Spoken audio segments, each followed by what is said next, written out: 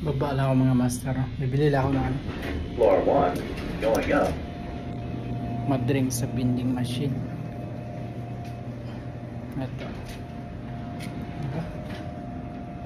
Starbucks drink.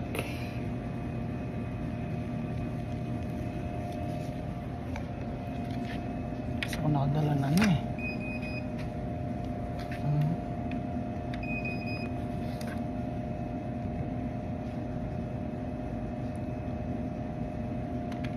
Ayaw C5 yan, change tayo ng C5. Ang ginawa na siya, yan na.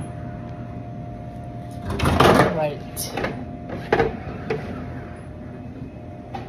bumili ako ng bubbler, I don't know ano lang siya, $1.25. Pwede siya, no? Pwede cash. Pero wala kasi akong cash. Yeah.